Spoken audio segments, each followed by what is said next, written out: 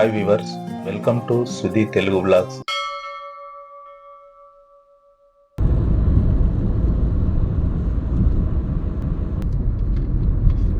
నేను ఇప్పుడు తెలంగాణలోని ప్రసిద్ధ సరస్వతి దేవాలయం గురించి చెప్తాను. ఈ ఆలయం హైదరాబాద్కి సుమారు 50 కిలోమీటర్ల దూరంలో హైదరాబాద్ టు కరీంనగర్ వెళ్లే మార్గంలో వర్గల్ పట్టణంలో కొలువై ఉంటుంది. ఇప్పటి వరకు మన ఛానల్ సబ్స్క్రైబ్ చేసుకుని వారు ప్లీజ్ లైక్ చేసి సబ్స్క్రైబ్ చేసుకోండి.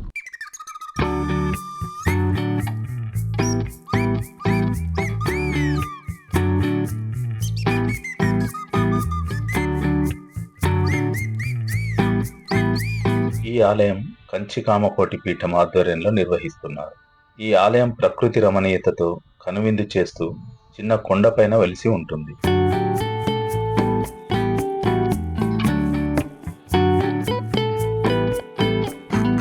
మన తెలుగు రాష్ట్రాల్లో చదువుల తల్లి సరస్వతి ఆలయం అనగానే బాసర పుణ్యక్షేత్రం అందరికీ గుర్తొస్తుంది. బాసర కొంచెం దూరం కాబట్టి ఆ తర్వాత గుర్తొచ్చేది వర్గల్ శ్రీ సరస్వతీదేవి ఆలయం. ఈ ఆలయానికి సికింద్రాబాద్ స్టేషన్ నుంచి మరియు జూబ్లీ బస్ స్టేషన్ నుంచి బస్సులు అందుబాటులో ఉంటాయి.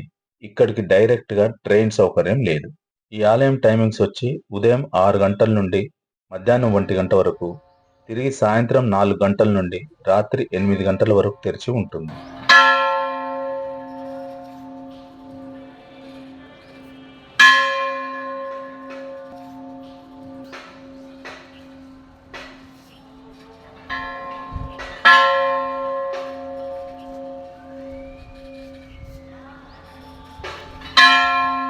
విద్యాభ్యాసం మొదలుపెట్టే చిన్నారులకు అక్షరాభ్యాసం చేయించటం ద్వారా ఆ చదువుల తల్లి కరుణా కటాక్షాలు కలుగుతాయని ఇక్కడికి వచ్చే వేలాది భక్తుల నమ్మకం.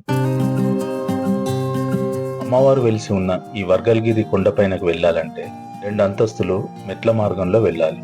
సుమారుగా 100 మెట్లు ఉంటాయి.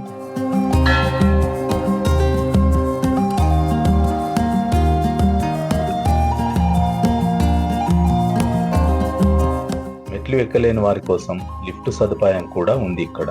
అలా 2 అంతస్తుల పైకి వెళ్తే శ్రీ జ్ఞాన సరస్వతి అమ్మవారి గర్భాలయం వస్తుంది.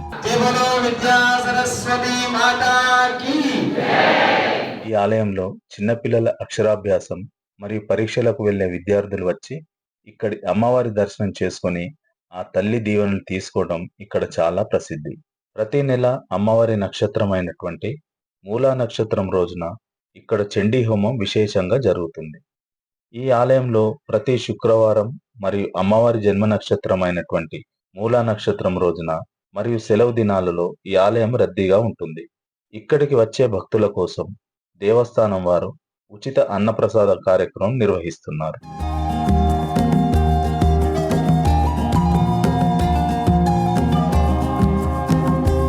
ఇక్కడ సరస్వతీదేవి ఆలయంతో పాటు శ్రీ కళ్యాణ వెంకటేశ్వర స్వామి ఆలయం, శ్రీ లక్ష్మీ గణపతి స్వామి ఆలయం, శ్రీ సుబ్రహ్మణ్య స్వామి ఆలయం, శ్రీ శనేశ్వర ఆలయం మొదలగు ఆలయాలు ఇక్కడ విరాజిల్లుతూ ఉన్నాయి.